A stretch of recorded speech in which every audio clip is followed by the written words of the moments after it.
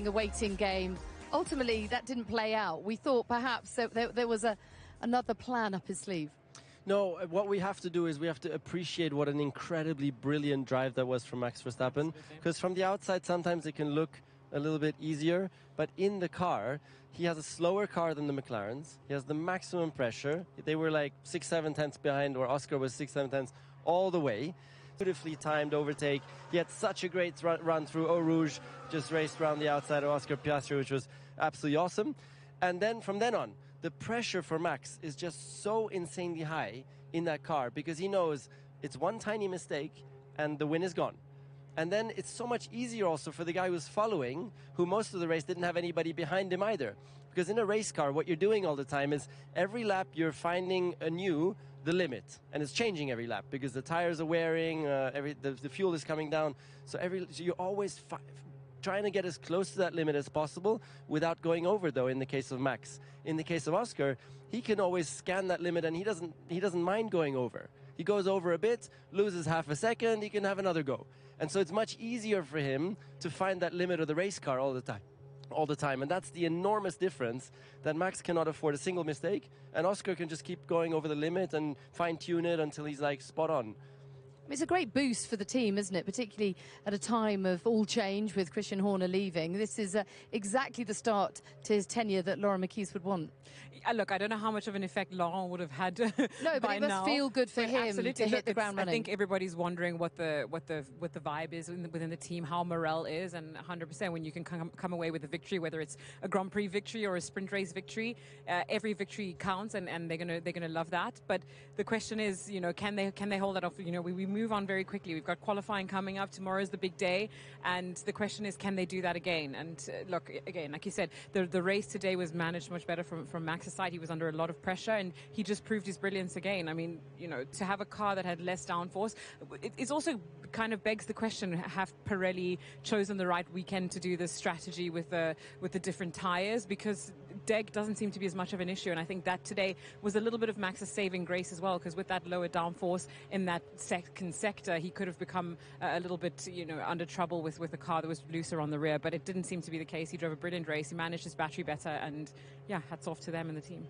But, I mean, today was just a pure example of you can have the fastest car around this circuit with a lot of downforce and you can qualify in pole position, but when it comes to raceability, that's the big thing around here in Spa, and that's something that both Red Bull and particularly Max today utilised and read completely brilliantly in their setup before coming here. We can now hear from new team boss at Red Bull, Laurent Mekies. He's with Ted. Well, Laurent, congratulations. That's win number 1 for your new era at Red Bull Racing. What to say, the guys did a very good job. Max, was under massive pressure for these 15 laps, and, he didn't do one single mistake. Honestly, I think him and the team have extracted everything out of the car. We probably didn't have the fastest car today, but ultimately, Okay, we'll see what happens tomorrow. Thank you very much. Well done. Well, Nico, let's talk about that all-important wing level, because, of course, we saw in Silverstone the fact that Max went for very low downforce on the Saturday. It was good enough to put him on pole, but then come Sunday, with the rain, it wasn't the right option. Looking at the weather radar tomorrow, it's highly likely that there'll be rain. So what do you think both teams will do? Maybe Red Bull learned their lesson, and they will go into qualifying today with much more wing on the car, and that would make sense, because with the weather forecast tomorrow, just having more downforce in the car just helps massively in the wet. So I'm sure they'll be going down that route. It's a difficult compromise to make, though, isn't it? Particularly when you saw from the McLarens that the right option today was to go for the skinnier wing. Well, look, I think for Max today, it was the only option for him, because he wasn't able to compete against the likes of the McLarens, who clearly have more pace. So for him, that was his only option, his only chance to put himself in the fight, and it was a gamble for him that was worth taking. Now the question, and I think McLaren, it slightly sounded there like us, that maybe they'll have to look at, I think it was actually Lando, to just correct that, where he was suggesting that maybe they'll have to look at downforce levels to gain a little bit of straight line speed, but they must be careful of doing a knee-jerk reaction here, because yes, whilst the forecast has been very difficult to follow this weekend and is doing everything it's saying it's not going to do, tomorrow it does look like there's going to be a lot of rain, so they might be on the right. off too much wing, but obviously that was, was it a surprise that Max did him at the end of the straight there? I imagine not a massive surprise. Well, this was a sprint where not much happened apart from the situation in the first lap, which is actually quite typical in Spa. Not necessarily you want to be the first car leaving corner one and then having to stay full throttle for 17 seconds. You become a bit exposed to the car behind. So we saw this peculiarity today, and then in fairness it was difficult to regain the position, not only because of the top speed but because we couldn't stay close enough in the second sector. So again, this is a bit of a peculiarity of somehow the maturity that these cars have achieved from an aerodynamic point of view. Now the slipstream effect starts to be important, but also, let me say, hats off to Red Bull and Verstappen. They have certainly delivered a very good sprint and ultimately deserved the victory. So what do you do for the Grand Prix and qualify? To try to qualify second or third? Well, at times during the sprint I actually thought, what is the best position? We want to qualify P1, P2, certainly. It won't be easy, but we will try. And I think in the race also we have to remember that there are more options from a strategic point of view. Tire degradation will be more important. So definitely we are here to try and win this race. It was also encouraging to see that both drivers seem to have the pace today. I think if we were in the lead, we might have had the pace to just like open up a gap compared to the others. So we look forward to qualifying and the remainder of the weekend. Great. Thank you very much. Thank you. Oh, it sets it up for a fascinating qualifying session, doesn't it? A couple of reasons for that is the fact that everyone, I think, except the two Mercedes, were really in the good order, for performance. So nobody really started out of position, I would say. And Lewis obviously started out of position, so he must have done some overtakes. But I think we maximized overall. We got 6 points as a team. In total, that's obviously fantastic for us. The best Saturday in sprint that we ever had, and everything to do again this afternoon, and hopefully we get a good rest of the weekend. Well done. Thank you. Well, you start 7th, finish 7th, but does that tell the whole story? I mean, not a lot of movement today, but how tough did your defence have to be? Yeah, it was a difficult race. A lot of cars around us had new tyres. We were on new, so of course that makes a difference, especially on a long track like this. And as well with the kind of downforce configuration we have, it's tough to hold on because they are very quick in sector 2. We have quite a lot of degradation, but we were able to stay in front, so that's really nice. The championship, I mean, they're all going to count come the end of the season, aren't they? Yeah, totally. That's what we were saying when we were on the grid, that they were in a very fortunate position today. They had to make it count, and I think he's as surprised as a lot of us are. We did think that maybe, they might be under threat from some of the drivers that, as he said, were kind of out of position, but it was strange to see that today not many drivers did make moves forward. I mean, yes, Lewis was out of position. Yes, Kimi was. But even they, whilst they did gain a few places, didn't gain many. And George, I think, only gained 1 position. So kind of everyone stayed in the position they were. Obviously, Gasly dropped down at the beginning. But, I don't know if that comes down to, again, they were expecting more tyre deg. That medium is just performing really well. And they kind of ended up being in a bit of a DRS train. You can see some of the gaps. It seems like a lot of people did have access to DRS, and then they just were sort of staying in the same pecking order. But good for them that they scored very important points today. Put us into a driver's mindset, Nico. Is there anything to be said for playing it slightly safe in a sprint so you don't compromise anything for the rest of the weekend? Depends. I would say not really. You still need to take some chances and risk it a little bit. Otherwise, you're just going to get passed by the people behind you. I think they were still taking their chances out there, especially for the Haas drivers. It's so crucial for them to get these points. You need to go for it. So why do you think there weren't more overtakes today? It seems to be that it's very difficult to overtake out there. As I think Laurent was saying, that the aerodynamics have become so refined and high performing that now it's become more and more difficult again to follow behind when you're behind the car in front. And especially on this track with all those high-speed corners, you get that extra turbulence, which makes it hard to stay very, very close.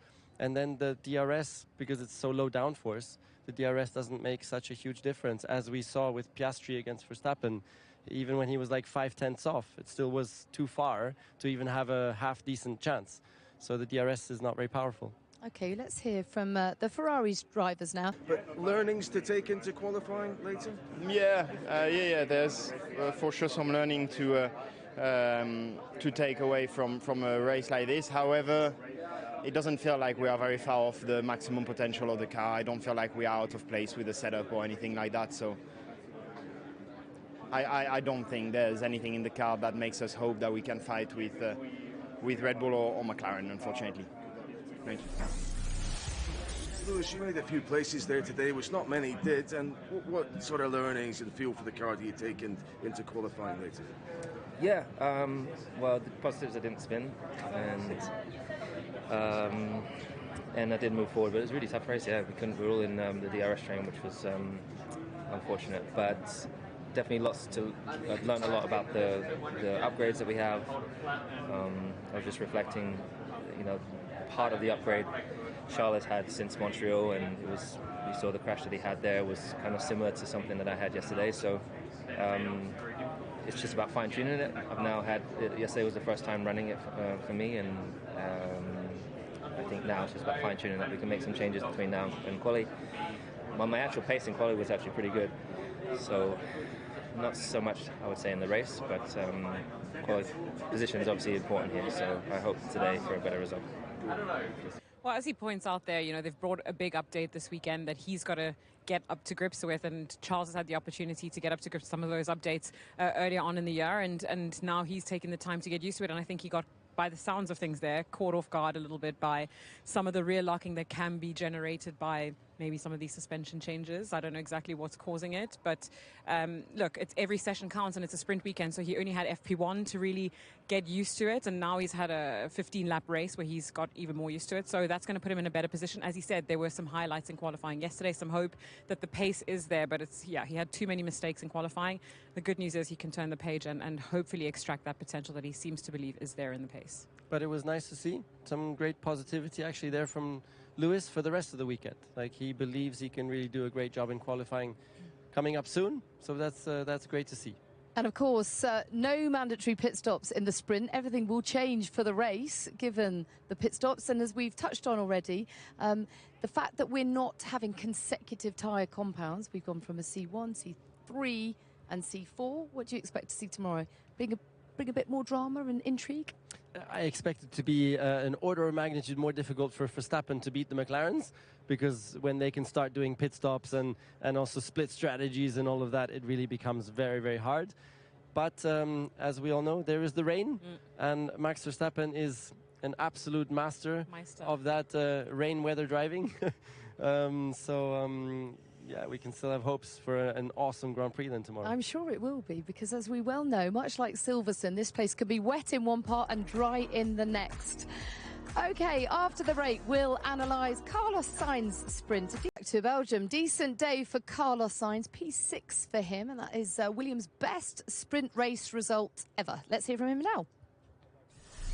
Carlos, is that a morale boosting from your side of the garage, at least sprint today, which seemed incident-free? At least the car ran well. Yeah, we had a solid sprint quali yesterday, solid race today. I felt like we had a bit of extra pace maybe compared to Esteban, but he was flying on sector 1 and 3 and we couldn't pass. But anyway, just proving again that whenever nothing happens to us, we are actually quite solid. We are quite quick, and we just need to keep working on having this kind of clean weekends. He probably did think he could get Esteban, didn't he, in the race? But I mean, but it's definitely positive momentum for Carlos. He's had a tough start to the season. I think everybody really expected him to come into Williams and put in some ways Alex in his place, and that hasn't been the case at all. I mean, Alex is a very respected driver, but the feeling was that Carlos was going to come in there and sort of take over and be the number one driver, and it's really not been the case. And I think he needs this kind of positive momentum and start to put the dots together. But we saw something similar from him when he did move to Ferrari. You know, his first year there, it took him some time to get up to grips, and it takes him some time to adapt, but it feels like he might be coming into his stride at the team. Yeah, his first point since Canada. That was a decent morning for him today. Yeah, definitely, and as you said, very much needed. because we also underestimate there. He was the race-winning hero at Ferrari, mostly on a par with Leclerc.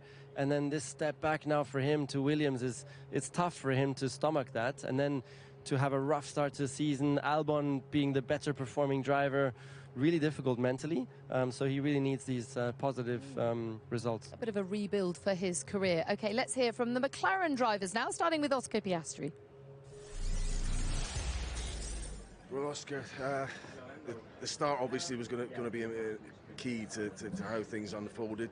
Any thought, was it much more difficult once you had conceded that position than you would have thought to put Max under serious pressure?